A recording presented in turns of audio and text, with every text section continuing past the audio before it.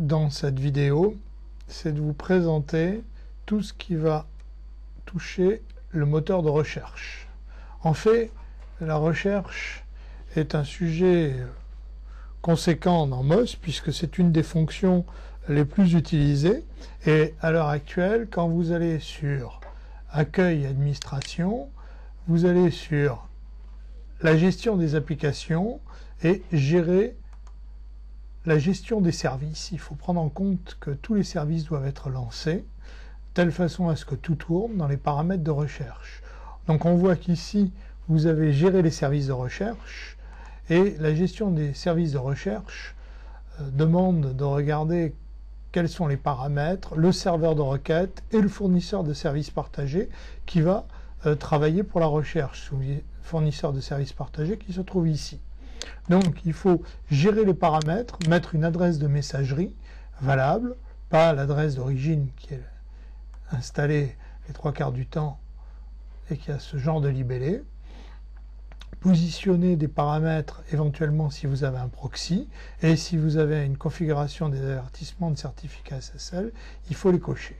Donc là, vous avez tout cela à voir. Ensuite, quand vous avez configuré, il faut configurer les paramètres du service Office SharePoint Server Search sur le serveur Magic en affectant tous les éléments qui vont bien, et surtout en mettant l'emplacement du fichier d'index qui par défaut est dans ces deux points, Programme File, Microsoft Office Server 12 Data Office Server Application.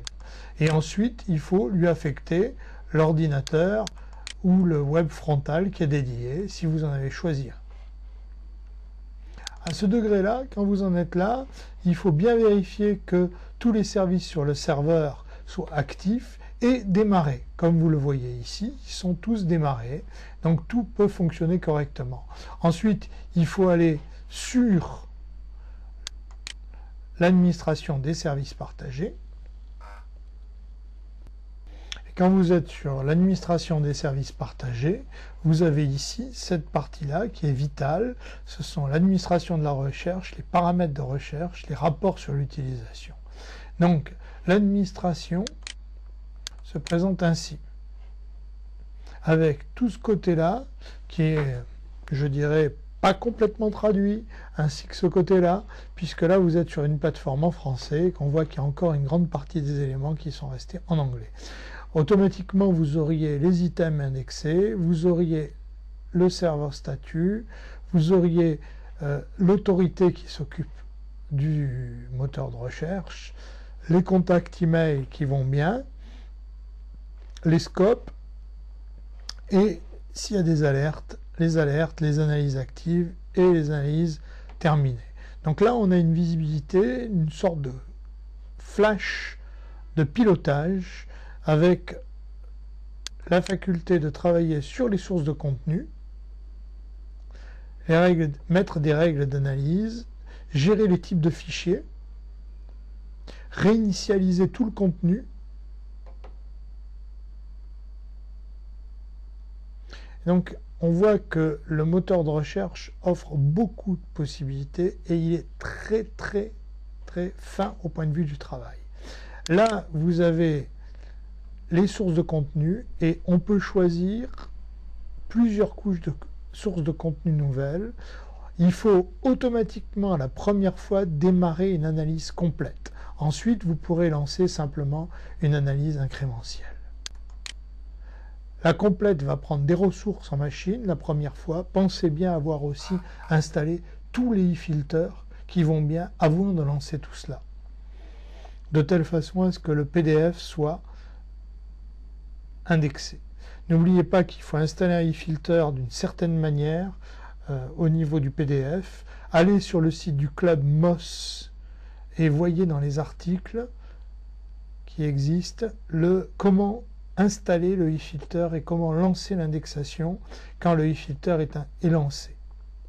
Il faut modifier certaines lignes dans l'XML afin que tout soit en règle et que le petit logo PDF apparaisse aussi. Donc là, on voit qu'on lance une analyse complète. Et si vous revenez à l'administration des services partagés que nous n'avons jamais quitté, nous sommes là, hein, vous allez voir à ce moment-là l'autre aspect, l'autre vision des paramètres de recherche, qui est une vision un peu plus, je dirais, coutumière à beaucoup de gens qui ont déjà travaillé sur SharePoint. Donc il faut penser impérativement à avoir lancé l'indexation. Elle ne se lance pas toute seule la première fois. Voilà, l'indexation est là. Et ensuite, vous avez des règles sur les types de fichiers, sur les journaux, sur le mappage, la réinitialisation de tout le contenu et les federated locations. Donc là, vous avez tout cela à prendre en compte.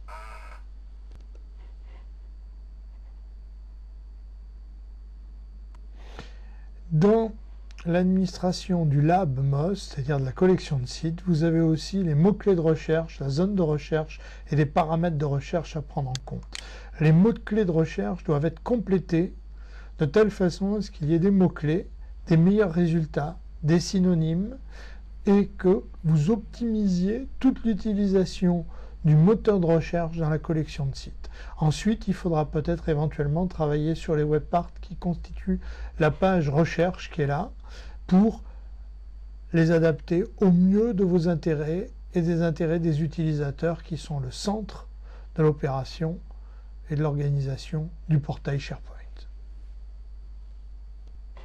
Voilà typiquement gérer les mots-clés. Et là, si vous avez vos mots-clés à gérer, il faut les rentrer. Donc il n'y a qu'une seule solution, c'est les rentrer les uns après les autres, ou éventuellement avoir une feuille XML préparée de telle façon que vous puissiez la réintroduire au bon emplacement dans le serveur.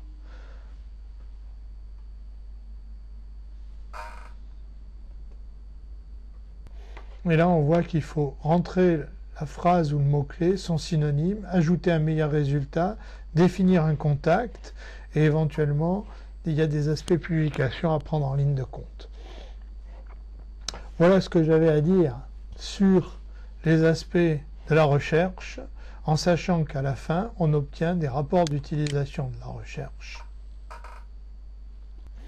Bon, mes rapports ne seront pas très complets puisque je suis sur une machine de démonstration et que je suis l'utilisateur principal et que je n'ai pas vraiment travaillé autour de la recherche. Mais les rapports sont très bien faits, ils permettent d'être avec des visibilités en graphique et ensuite on peut les exporter soit au format Excel, soit au format Adobe Acrobat.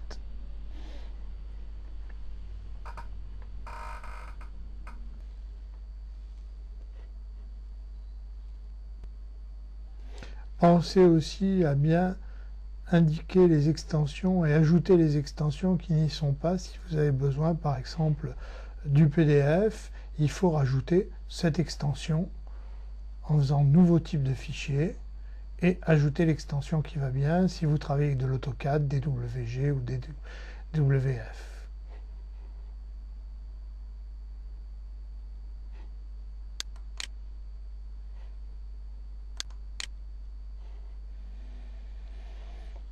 Voilà ce que je souhaitais vous montrer autour de la recherche. Il est évident qu'il faut travailler dessus, approfondir tout ce que ça représente en termes de sources de contenu, de règles d'analyse, des journaux d'analyse à lire aussi pour comprendre ce qui s'est passé et bien travailler avec.